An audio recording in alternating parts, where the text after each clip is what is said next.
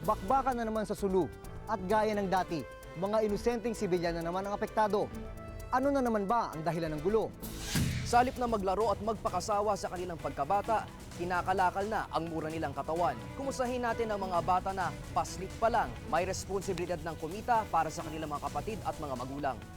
Exact science daw ang mathematics. Pero bakit kaya sa gobyerno natin, iba-iba ang datos? Personal naming inalam. Sinaliksik ang bawat anggulo. Bawat detalye kinumpleto. Lahat ng yan nakatala sa Reporter's Notebook.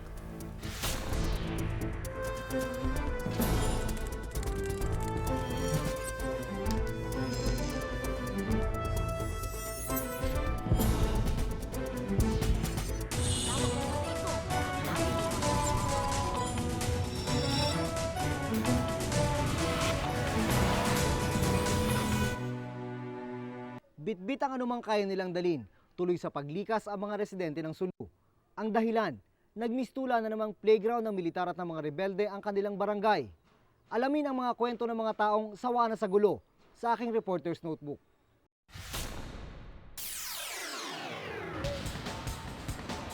Halos iisa ang sinasabi ng marami kapag binabanggit ang lugar ng Mindanao. Isa naisip ko magulo talaga. Mami. Gera doon.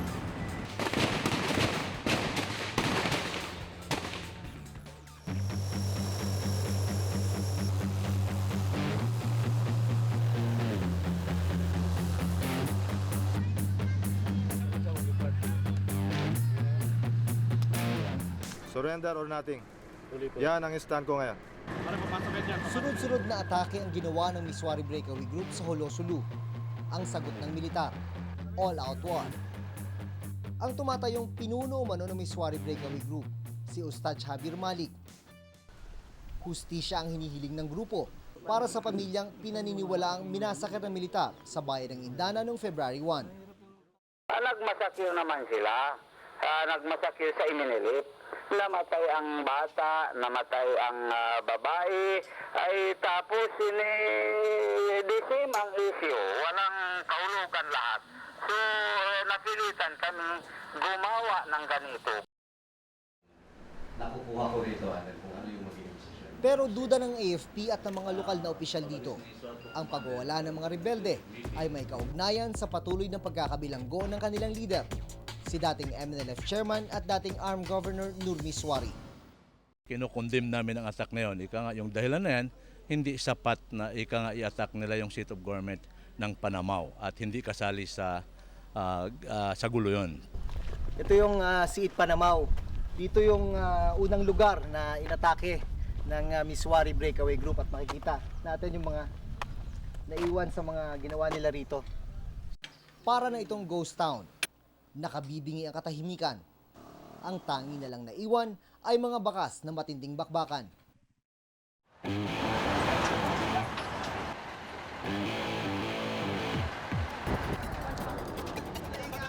Anim na batalyon ng sundalo ang dineploy sa buong probinsya laban sa mga rebelde.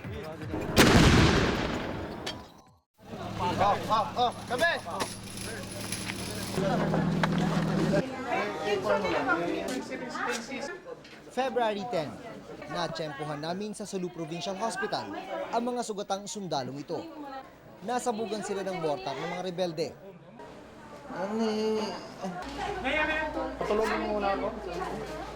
Isa sa mga sugatan, si Lieutenant Colonel Dennis Villanueva, isa sa mga battalion commander ng Army sa Sulu. Kahit duguan at tadtad ng sugat, nasaksihan namin ang katatagan niya. Nagawa pa niyang palakasin ang loob ng katabing opisyal na halos hysterical na dahil sa mga sugat na tinamo. Joel, kaya mo yan. Joel, kaya mo yan. Master. Hindi sumagi sa aking isipan na kritikal na pala ang kondisyon ni Villanueva. Bago mag-alas 3 ng hapon noong araw ding yun, binawian ng buhay ang opisyal. Naubusan daw ito ng dugo. May ospital ang militar sa Jolo, pero kulang ito sa medical staff. Kaya sa Sulu Provincial Hospital ang bagsak ng mga sugatang sundalo. bagay na nakaapekto sa regular na operasyon ng ospital. Ang malinaw is may tatlong pasyente na supposed to be operahan, pero minove nyo Just to give priority to that patient. yung mga emergency patients, referring to the soldiers. Yes. Na nasaktan. Pero hindi rin kaya ng provincial hospital ang mabigat na responsibilidad. Parang maliit na clinic lang ang emergency room. Kaya kapag dagsa na ang pasyente sa extension ng emergency room na nilagyan lang ng bubong at kama, ginagawa ang gamutan.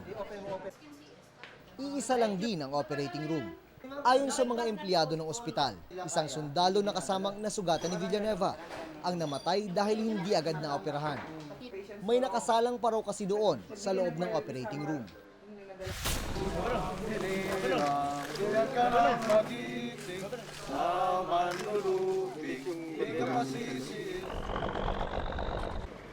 Makaraan ng halos 2 linggong opensiba, napatalsik din ang mga rebelde sa kanilang baluarte sa Kampitan, Agpanamaw. Mula February 1 hanggang February 19, mahigit 30 sundalo na ang nasawi. Mahigit 80 naman ang nasugatan.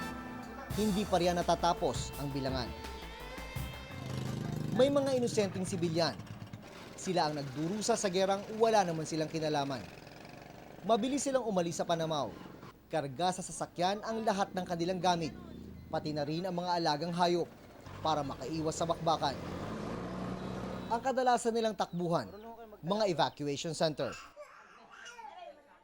Ang mga bata, nagtitiis matulog sa malamig na semento. Yung mga nakikitira naman sa mga kamag-anak, sobrang pagsisiksikan ang pinagtitiisan.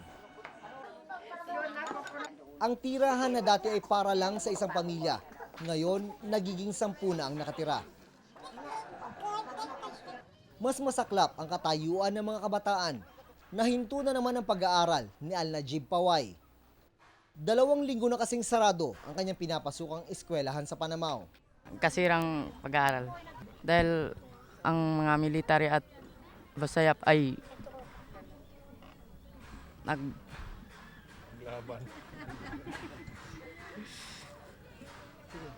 nag-away. Bagamat may kaguluhan na naman sa hulo, siniguro naman ng pamahalaan na hindi raw makakaapekto ito sa pinirmahang kasunduang pakapayapaan sa pagitan ng pamahalaan at ng MNLF. Sa aming pagtingin can be treated sana as an isolated incident. No? Kasi bago nangyari itong kaguluhan sa Sulu, ay marami ng pag-uusap with different MNLF leaders.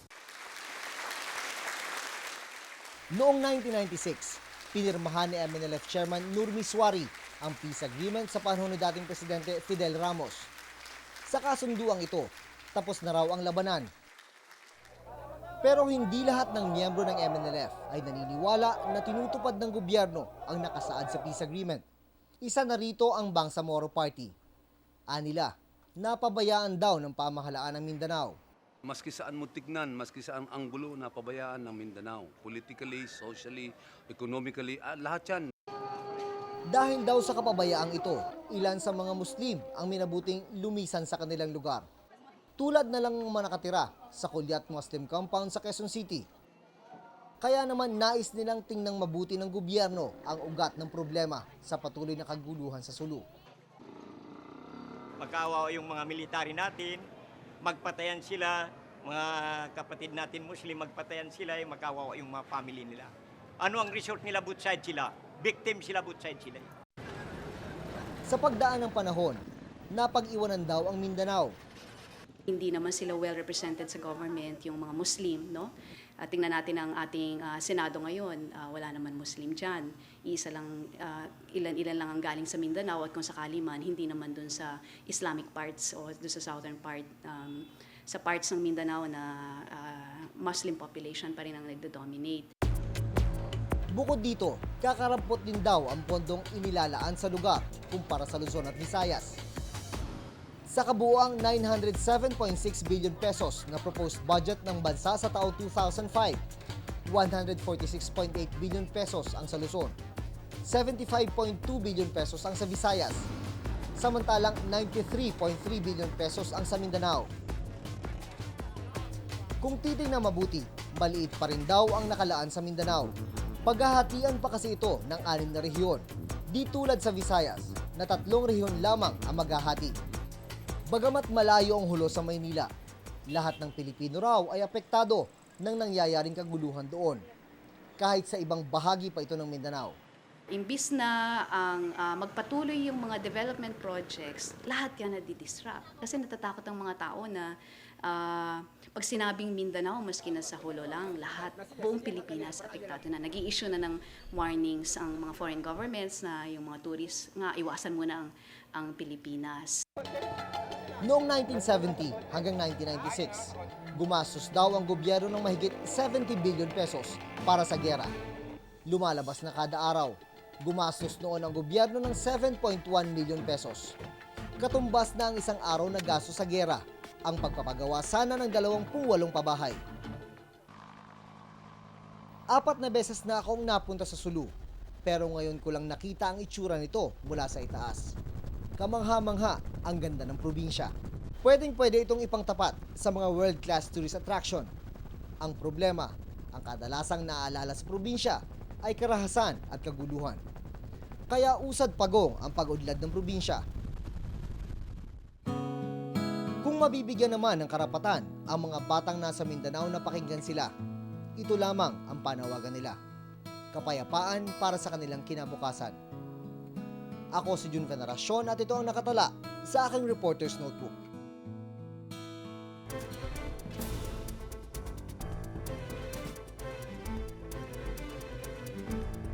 Alas 4 ng umaga, gising na si Myong, 13 anyos. Pero ang kapalit nito ay 200 pisong kita kada araw na bumubuhay sa kanilang pamilya.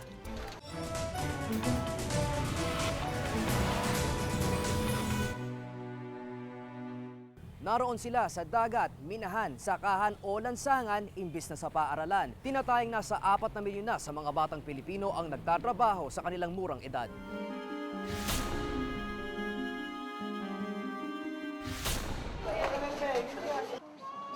Alas 4 ng umaga, gising na si Myong, 13 anyos. Ang kanyang bota, ang tangi niyang proteksyon sa kanyang trabaho. Kasama ang mga kaibigan, inaakyat niya ang pader na 3 beses na mas mataas sa kanya. Shortcut ito sa kanilang opisina.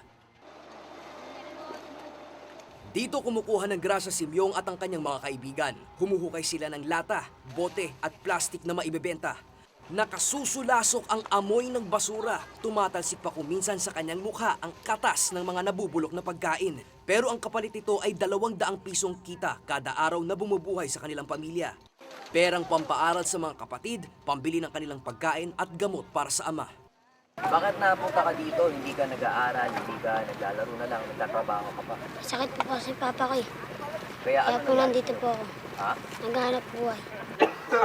May sakit na TB si Mang Teody, ang tatay ni Myong. Dati siyang nagtatrabaho sa machine shop. Dahil sa usok at mga nalalanghap na kemikal dito, lumala ang sakit hanggang sa tuluyang hindi na makapasok. Ang misis niyang si Aling Teresita ang nagbabantay sa kanya. Lalong ikinasisikip ng dibdib ni Mang Teody na di magampanan ng trabaho bilang padre de pamilya. Naawa po ako sa mga anak ko. Yung parang naisipan ko lang na tatalaw na lang ako sa building para hindi ko man makikita ang aking mga anak na naghihirap sa aming paghanap buhay. Hindi na po ako pwede magtrabaho dahil ito po, hindi na po pwede na iwan-iwanan kasi pag oras po sinumpong siya, kailangan po andyan ako sa kasaklolo. 3 sa 5 kapatid ni Myong ang nag-aaral. Samantalang si Myong, dito, sa tambakan ng basura, natutunan ang mga leksyon ng buhay. Ano ba mga pangarap mo sa buhay? Lumaki lang. Lumaki lang. Trabaho, ano gusto mo magtrabaho paglaki mo? Kahit ano. Ayon sa psychologist na si Dr. Imelda Villar, ang matinding epekto ng ganitong sitwasyon ay makikita lamang sa pagtanda ng mga bata. Kapag di nagkaroon ng sapat na panahon sa laro ang isang bata, posibleng bumawi sila sa pagtanda sa maling paraan. Siyempre, hindi na nila malalaro yung mga laro na, ng mga maliliit na bata. Kaya ano yung mga nilaro ng mga matatanda? Ano? Kung minsan nagiging sexual, kung minsan nagiging, mga drinking sprees, yung mga ganun. Minsan dahil sa sobrang pagka-responsable nila ng bata sila, parang ayaw na nilang maging responsable ngayong pagtanda nila. Kung sino yung Galit ang maaaring pasanin ng tumandang child laborer ayon kay Dr. Villar. Posibleng sisihin nila ang lipunan, gobyerno at mga taong may posisyon. Kasi meron silang mga feelings of having been oppressed talaga no? So kung minsan dahil sa pagiging maramdamin nila, meron silang strong sense of injustice na parang nakocommit sa kanila. Maaring labanan ng gobyerno, maaring labanan yung mga employer nila, no, yung mga bosses nila, kung sino man ang sa pananaw nila ay nagpapahirap ng buhay nila. Si Gemma, 17 anyos, first year high school lang nang huminto sa pag-aaral. Wala siyang ibang magawa kundi akuin ang responsibilidad ng kanyang mga magulang sa 6 niyang mga kapatid. Dahil hindi nakatuntong ng kolehiyo, tampulan daw siya ng tukso. Sasabihan ka mangmang at di ka nakapagtapos.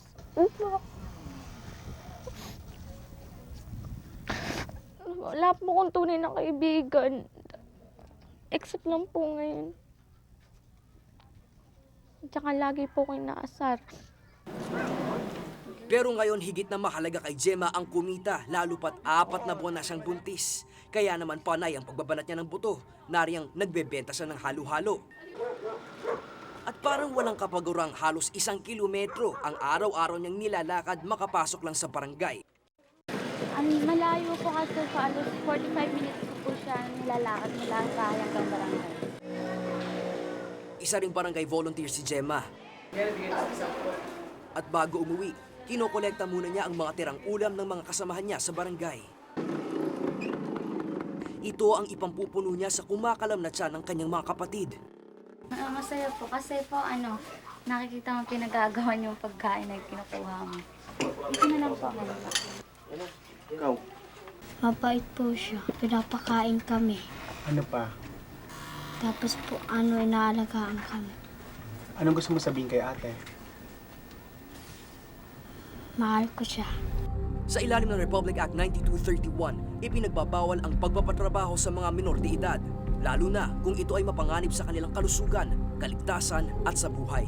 Kung maaari nitong baluktutin ang moralidad at kung magiging hadlang ito sa normal na pag-unlad ng kaisipan, katawan at kabuuang pagkatao, ang mga magulang o tagapangalaga ng mga batang lalabag may katapat na multa, 10,000 hanggang 100,000 piso o 30 araw hanggang 1 taon na serbisyo sa komunidad o di kaya pagkakakulong.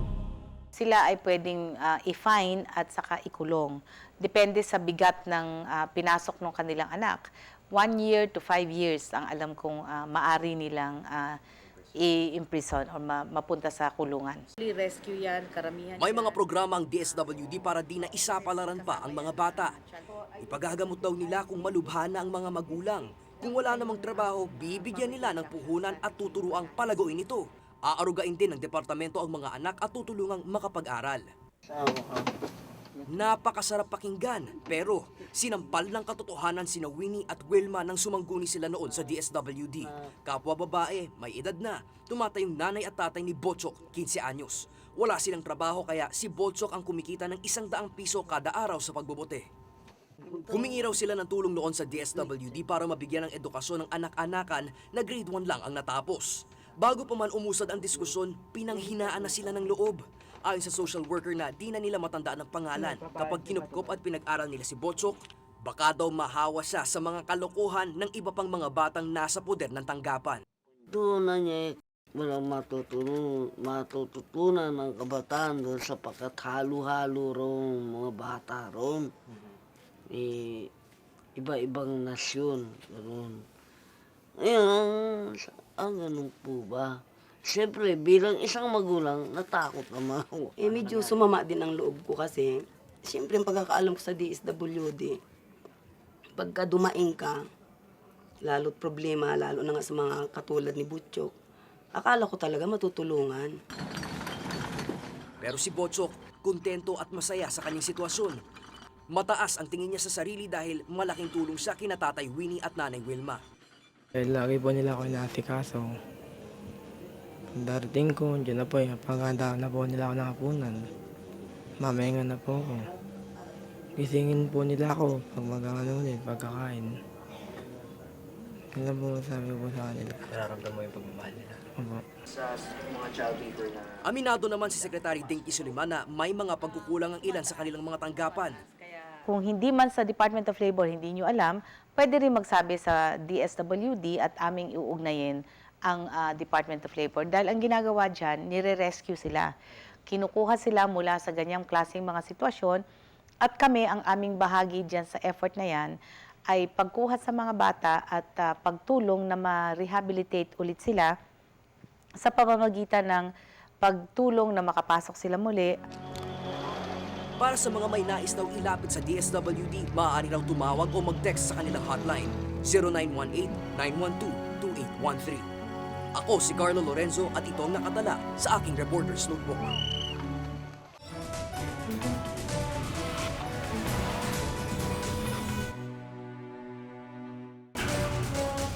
Iba't ibang datos ng gobyerno bubusisiin sa pagpapatuloy ng Reporter's Notebook.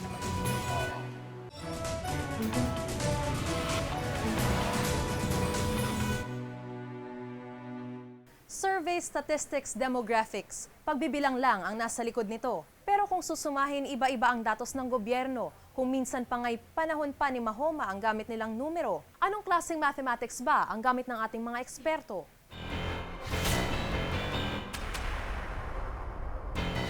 Bilyon na pala to. Kasi may nakalagay daw na 2,000. Magulo, Ano yan? maingay, mabusisi. Bali nandito po sa GMA. Ganito ang trabaho ng media. Sa maraming istorya, kailangan ng mga datos mula sa iba't ibang ahensya ng pamahalaan. Pero may mga pagkakataong kulang-kulang ang mga impormasyong nakukuha namin. Sa ilang storya kung hindi man di naakma o napapanahon. Kaya naisip namin gawa ng pagsusuri ang aspetong ito ng gobyerno. Ang National Statistics Office o NSO ang pinagmumula ng maraming datos ng mga ahensya ng gobyerno. Ito rin ang nagsasagawa ng census kada 5 taon. Kapag nabilang kasi ang populasyon ng bansa, mas malinaw ang mga plano at polisiyang isasagawa ng gobyerno. Dapat sana ay may census ngayong taong ito, pero di naaprubahan ang budget para rito na 1.3 billion pesos. Nasimulan lang ang census pero hindi natapos. Limited ang budget, limited ang resources. So, kaya we make do with what we have, no? We try to be more efficient in doing things. Ang epekto nito, di natin malalaman ang aktual na dami ng tao sa bansa. Kailangan sana ito sa pagpaplano ng sari-saring serbisyo ng gobyerno mula sa patubig, kuryente, edukasyon, proteksyon sa krimen at kung ano-ano pa. If we had all the resources we had, we would be able to give statistics at your fingertips. Ang Department of Environment and Natural Resources naman o DENR, watak-watak ang datos. Aminado si DENR Secretary Mike Defensor na desentralisado ang mga datos ng ahensya. Makikita mo doon, mga luma na, halos masisira na yung mga datos. Kaya ito, isang bagay na one of the things that we will be responding to, para ma-preserve din natin yung information, yung data, and particularly, maiwasan yung kaguluhan. Napakalaki ng DENR. Ang budget nito ngayong 2004 ay umabot sa 4.59 billion pesos. Dapat sana ay mapondohan ang computer database nito. Nakakalat sa 16 na opisina ng DENR ang papeles ng ahensya. Kaya kapag nasunog o binahang isang regional office, kasama rin itong maaabo o di kaya'y maaanod ang lahat ng papel at impormasyon dito. Tulad na lang ng nangyari sa Navotas Municipal Hall. June 6, 1998, nang masunog ang Navotas Municipal Hall, natupok ang lahat ng datos at dokumento, kabilang na ang mga birth at death certificate at marriage contract ng mga residente. Ilang birth certificate at marriage contract mula taong 1946 hanggang 1980 lang ang nailigtas. May mga piling certificate naman mula 1981 hanggang 1998 na nakuhanan pa ng kopya mula sa NSO. Pero lahat ng papeles mula 1942 hanggang 1944 at 1990 hanggang 1993 natupok. Kasama rito ang birth certificate ni Mario. Kailangan niya dapat ang birth certificate para sa kanyang SSS at PhilHealth benefits. Ay, malaking problema. Bakit po? Pag hinanapan ka ng mga papeles, hindi mo makukuha yung mga pangangailangan mo. Ang marriage certificate ni na Virgilio at ng kanyang misis na abo rin. Kailangan ni Virgilio ng marriage contract para sa bangko at pagkuha niya ng pasaporte at visa. Bukod sa mga nabanggit, kailangan ng birth certificate o marriage contract para sa school at employment requirements. Pero dahil walang computer database na nag-ipon ng mga papeles ng munisipyo hanggang 1998, malaki ang problema ng dalawa. Kasi ang daming tawag dito, yung red tape. Ang daming lalakarin, dahil kung ano-ano ka, may lagay-lagay pa, kuminsan. So gaano kayo nasusuya sa ganon? Ay, matindi. talagang nasusuya ako. Kaya ayon kay Mayor Toby Chanco ng Navotas, 1999 pa lang ay sinimulan na nilang i-centralize ang datos. Ang mga offices na namin na computerized ngayon is real property collection, business permits, civil registrar, yung sa public order and safety office namin is computerized, real property tax namin is computerized. But all of these were computerized about 3 years ago, but are now being upgraded. Pati ang Criminal Investigation and Detection Group o CIDG, ang pinakamalaking sangay na investigasyon ng Philippine National Police, malaki ang problema sa papeles. Nakalagay sa mga kahon ang mga papeles. Kaya kapag sinubukan mong maghanap ng datos ng isang kasong hawak na opisina, ito ang mangyayari sa'yo. Lahat ng mga kasong hawak nila hanggang taong 2000 ay nasa bodega, kasama ang mga kasong natabunan, di umuusad at nalimutan na ng korte. Sinubukan naming kunan ng bodega pero confidential daw ang mga laman nito at di pwedeng kunan. Ngunit sakali man pinayagan kaming kunan ng mga ito, hindi pa rin namin ito magagawa, hindi kasi makita ang susi sa bodega. Pero ayon sa CIDG, sinisimulan na nila ang National Computer Information System. Layunin daw nilang maging computerized o paperless na ang kanilang opisina. So, yung capability building namin is slowly, or gradually improving. Maraming datos o impormasyon mula sa mga ahensya ng gobyerno na walang kasagutan. Sa CIDG halimbawa, walang bilang ng mga menor de edad na sangkot sa pagnanakaw, kidnapping at iba pang krimen, at kung saang lugar palasak ang mga ito. Di rin nila alam ang bilang ng mga babaeng sinasaktan ng mister. Hindi tuloy matukoy kung gaano nakalala ang insidenteng ito sa ating lipunan. At kahit sa Department of Health, walang bilang ng mga babaeng nanganganak ng cesarean sa mga ospital ng gobyerno o biktima ng tipos taon-taon. Paano malalaman ng gobyerno ang budget na dapat ilaan sa gamot at operasyon kung walang datos na susuporta rito? Ayon sa Ibon Foundation, gas-gas na ang katuwirang kulang sa pondo ang gobyerno, kaya decomputerized ang kanilang mga dokumento at datos. Ang magulong pag-iimbak ng papeles ang isa sa mga dahilan ng katiwalian sa bansa. Dito posibleng magkaroon ng lagayan para lang mapabilis ang paghahanap ng mga papeles. At yung partisipasyon ng tao sa gobyerno ay natitiyak kung ang datos ay available sa kanila. So kung ang datos ay pinagtatakpan at ang excuse ay ang lack of funds, lack of capacity, lack of in the end, you have graft and corruption and an undemocratic government. Sa ngayon may halos 300 ahensya ang pamahalaan.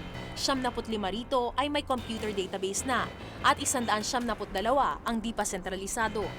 Ang Department of Education na may pinakamalaking budget na mahigit 107 billion pesos noong 2004. Gumastos sila ng mahigit 9 na milyong piso para sa data centralization.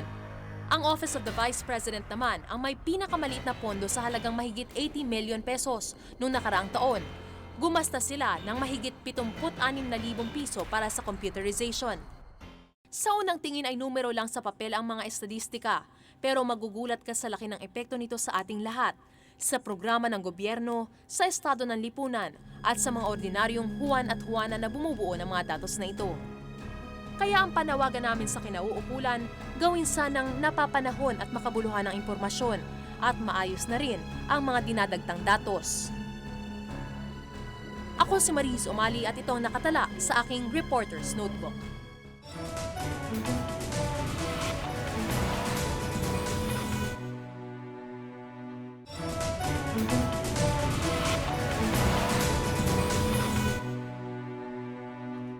Kung may nais kayong ipasiyasat na isyo o balita, maaari kayong tumawag sa amin sa numerong 928-4239. Maaari rin kayong mag-email sa reportersnotebook@gmanetwork.com. Para sa karagdagang impormasyon, mag-log on sa www.igma.tv. At para sa malalimang pagsiyasat sa mga issue't mga balita, samahan kaming muli sa susunod na Martes. Ako po si Maris Umali. Ako si Carlo Lorenzo. Ako si Jun Veneracion at ito ang Reporter's Notebook.